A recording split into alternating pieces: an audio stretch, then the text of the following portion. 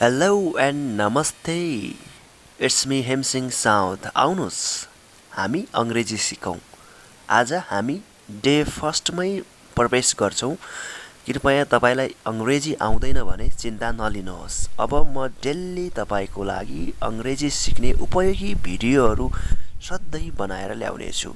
यस यदि तपाईहरु यो च्यानलमा नयाँ हुनुहुन्छ भने प्लिज यो च्यानललाई यस्तै नयाँ अपडेटको लागि र अंग्रेजी सिक्न चाहनेहरुका लागि विशेष महत्त्वपूर्ण हुनेछ यो च्यानल।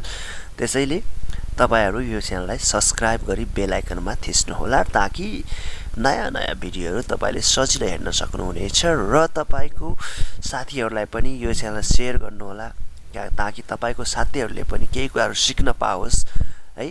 सो म ढिला नगरिकन सुरु गर्छु है त। ओके, नम्बर 1 मा छ गेट अप भनेको उठ्नु है। हामी गेट अप लाई चाहिँ नेपालीमा उठ्नु भन्छौं।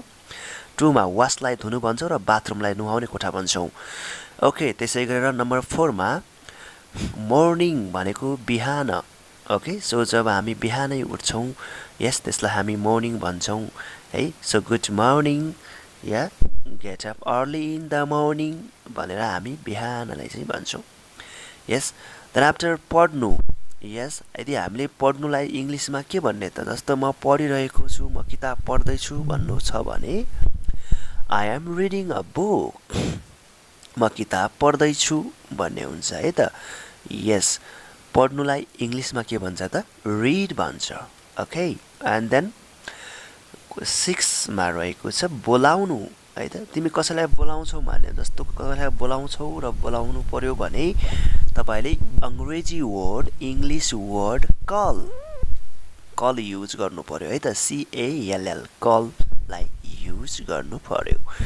त्यसै गरेर यस 7 मा रहेको छ लर्न। जस्तो कुनै कुरा तपाई चाहिँ सिक्न चाहनुहुन्छ भने, जस्तो म सिक्छु हैन, सिक्नुलाई चाहिँ इंग्लिशमा हामी लर्न भन्छौं, लर्न।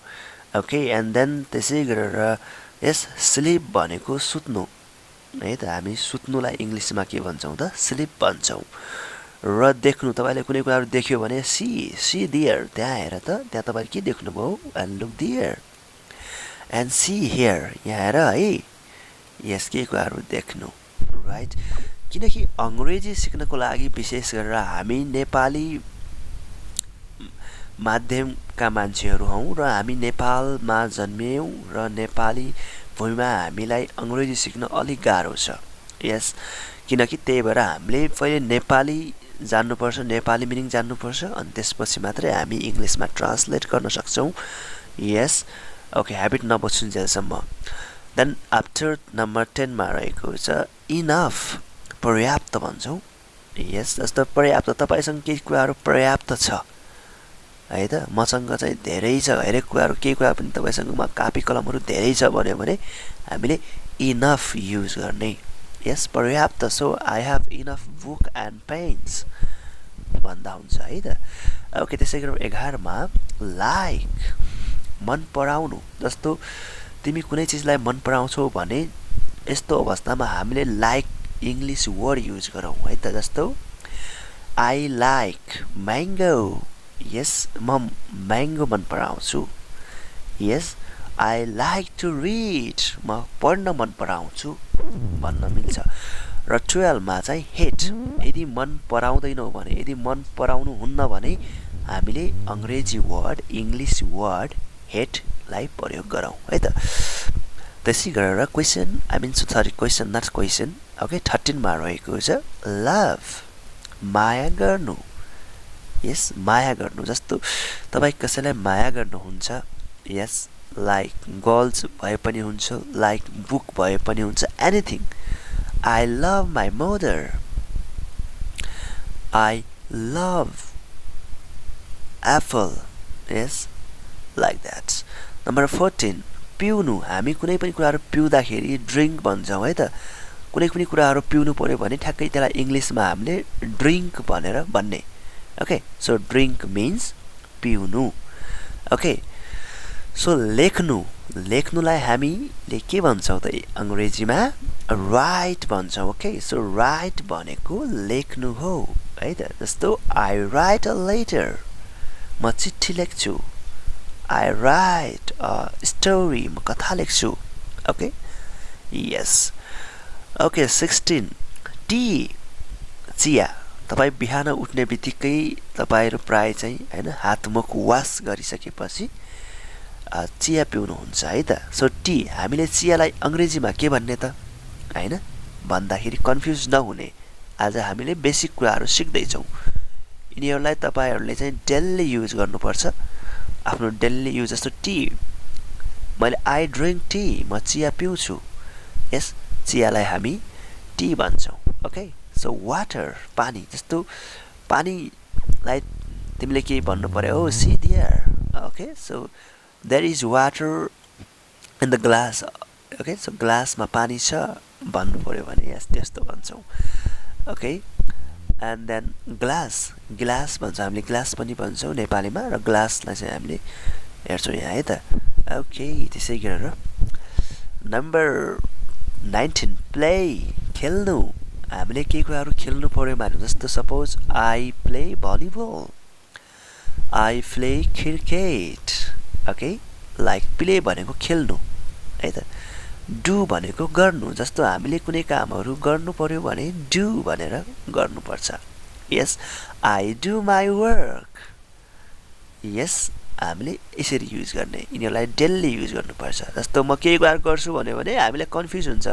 यस गर्नुलाई के भन्ला त इंग्लिशमा भन्ने हुन्छ है त. यस गर्नु भनेको डु हो है.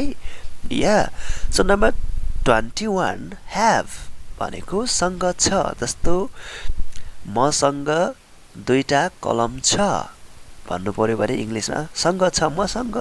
मसँग छ भन्नलाई के भन्नु पर्यो इंग्लिशमा त? have भन्नु पर्छ है त. I have two pens भनेर भन्ने. राइट. ओके. यस. नम्बर 22 black कलरहरुमा जस्तो यो कालो छ है त भन्नु पर्यो. मानौ यो कालो छ हैन. सो अरु त ठिकै छ बट कालो छ यार. अब कालोलाई इंग्लिशमा के भन्ने त भन्दाखेरि ब्ल्याक. ओके. सो कालोलाई ब्ल्याक भन्ने. त्यसैगरी 23 ओके सेतो. अब जस्तो सेतो छ है त. त्यो सेतो छ. यो व्हाइट बोर्ड सेतो छ भन्नको लागि के भन्ने त हामीले सेतोलाई के भन्ने अंग्रेजीमा? व्हाइट. ओके. सो व्हाइट भन्ने. राइट. ओके. त्यसैगरी 24 रेड. अब रेडलाई हामी रातो भन्छौं र रातो छ भन्नको लागि पनि हामीले रेड नै युज गर्ने. ओके. यस. अंग्रेजी सिक्न चाहनुहुन्छ भने कृपया भिडियो अन्तिमसम्म हेर्नुहोला र यस च्यानललाई सब्स्क्राइब गरिदिनु होला. यस नयाँ नयाँ भिडियोहरुको लागि. त्यसैगरी 25 पास. यस बिताउनु. यस पास भन्छौं हामी. पास भनेको बिताउनु हुनु. यस म भए कम्प्लिट हुनु. बिताउनु भन्छौं हामी. पास हुनु भनेको कम्प्लिट हुनु हो है त. Yes I am passing my life nowadays. Okay. म मेरो जिन्दगी आजकल बिताइरहेको छु. यस भन्नु पर्यो भने पास बिताइरहेको छु भन्नु पर्यो है त.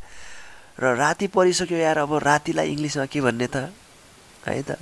जस्तो कसै साथीले सोध्यो भने तिमी कहाँ छौ, कस्तो छ त्यहाँ कन्डिसन, उज्यालो छ या राति छ तपाईको गाउँमा या तपाईको कुनै ठाउँमा के छ भन्नु पर्यो भने नाइट.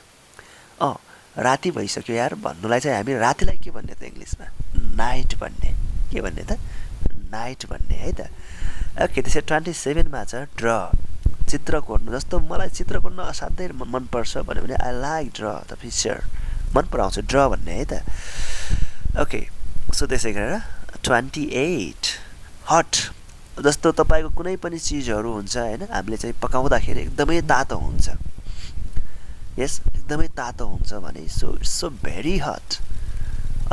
मन्द अलिअलि जस्तो मानौ घाम लाग्छ हैन. सो घाम लाग्यो भने हामीले कस्तो आई फिल हट.